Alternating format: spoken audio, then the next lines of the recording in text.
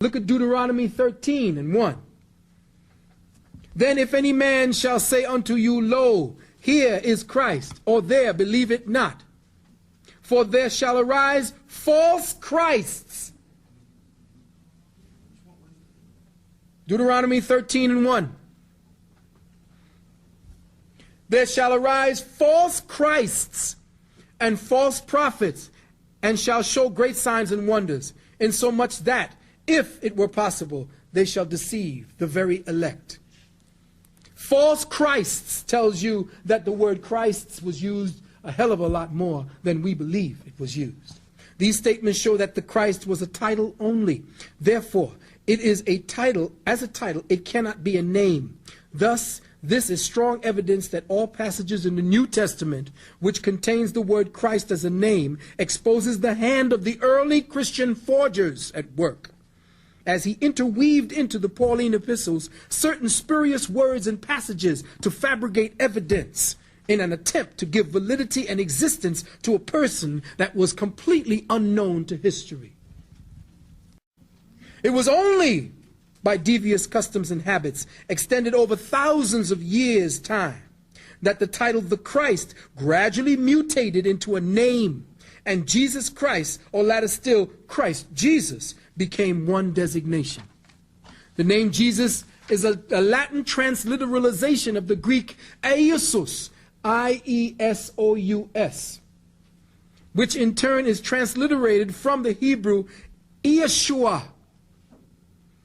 Yeshua, or Joshua, meaning Jehovah is salvation.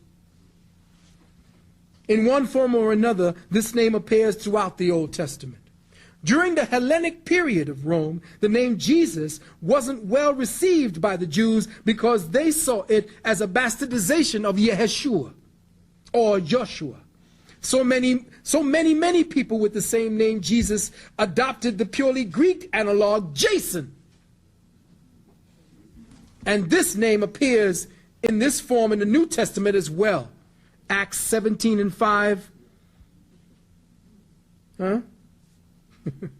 Acts 17 and 5. Jason is another word for Jesus. Jason and the Argonauts. How many Argonauts were there? 12. Huh? And go to Romans 16 and 21 as well. After the so-called captivity, the name is seen frequently and is interchanged frequently with Jehoshua,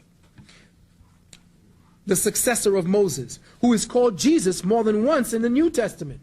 Look at Acts 7 and 45. Later on, the name Jesus became one of the commonest Jewish names appearing in the New Testament. See Acts 13 and 6, see Acts 18 and 7, and see Colossians 4 and 11.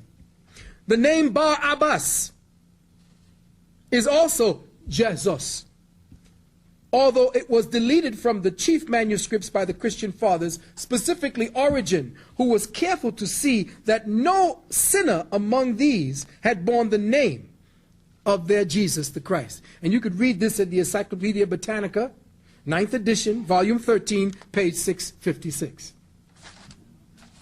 T.W. Dewan, in his book, Bible Myths, writes, "We know of a Jesus, son of Sirach, a writer of Proverbs, whose collection is preserved among the apocryphal books of the Old Testament. The notorious Barabbas, son of Abbas, was himself called Jesus. Among Paul's opponents, we find a magician called Elymas, the son of Jesus. Among the Christians, a certain Jesus, also called Justus, is known and written about. Josephus mentions more than 10 different distinct persons, priests, robbers, peasants, lowlives, and others, who bore the name Jesus, all of whom lived during the last century of the Jewish state." Who is this Jesus that you got hanging on the cross and you genuflect to every Sunday? The evidence appears very distinct and plain that Jesus the Christ of the four Gospels was unknown to Paul. The life story of Jesus the Christ of the four Gospels was not invented and written until 4 generations after the death of Paul.